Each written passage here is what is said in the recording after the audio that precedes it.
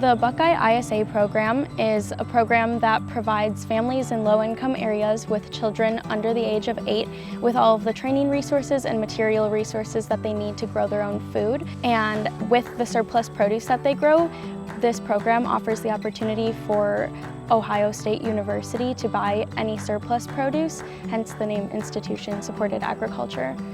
The Buckeye ISA started on a grant from the Kellogg Foundation. The Ohio State University is a great place to start an initiative like this because it's an urban land-grant university surrounded by economically disadvantaged neighborhoods. So what better place to carry out the land-grant mission than the neighborhoods that are literally the university's neighbors. We didn't spend a dime the first year of the project. Intentionally, we wanted to see what the community partners needed and what they really needed to understand and how to make it easier for us to work with Ohio State Dining. How do we really write in a full planning year? Because it takes a long time for the seeds to go in the ground, harvest them, and get them to market. There was no playbook for a program like this, so we didn't really have a template to follow, and we were really creating it as we went along. We started the project with some stakeholder meetings and brought in a lot of our community partners to figure out exactly how we wanted to implement the program.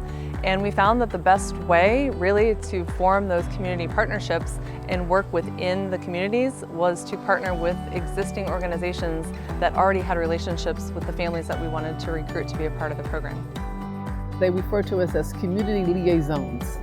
And our responsibility was to, number one, recruit families for this project. So that was number one, get the families in, get them to fill out the paperwork to be registered for the event, host some workshops for the Nubians who know nothing about gardening, don't even know what a seed looks like, or the very master gardeners, just give them some tips and some reminders, and then just have an environment where they can share across the board with their experience. The Kellogg Foundation was interested in looking at the health benefits, specifically for children, of growing their own food. So we worked with Nationwide Children's Hospital to look at the biometrics of families before they started growing their own food, and then after the program to see just the difference that it makes in just having your hands in the soil, producing your own food, and then increasing consumption of fresh produce in the home. We're very excited to see the findings from the study. We've been able to collect measurements for the last 2 or 3 years, and so we're excited to see what kind of changes people have been able to make. Growing the garden had made me feel just more content and at peace and at all with the process, and it really slowed me down in a healthy way. We're so busy in society these days that it just made me appreciate even the smallest things and just the fact of the miracle of a seed. One other innovation that was the result of this program was the partnership between the Ohio State Department of Engineering Education and some of our participant households and community liaisons. They had students from that department build them a farm bot, and that connection really only took place because of the Buckeye ISA program. My classmates and I designed a rainwater catchment system. We did this under the direction of Paula.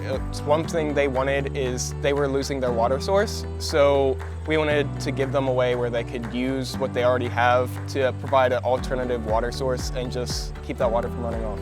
But the students at Ohio State were the ones who wrote the grant to get the FarmBot and the solar powering instrumentation and the hydroponics.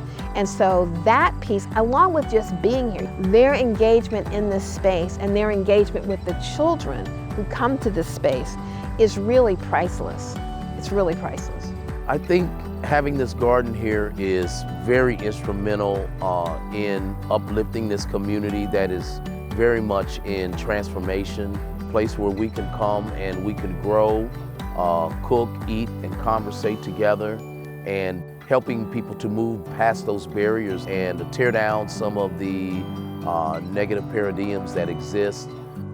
What I'd really like to see happen after the current grant is up, is that folks recognize they have a reason to be working together, a reason to stay in relationship and keep building very positive steps out of a cycle of poverty that you see sometimes in these neighborhoods that'll help them grow and create greater opportunity for future generations. We would love to see other communities and institutions take up the charge and duplicate this program in their communities.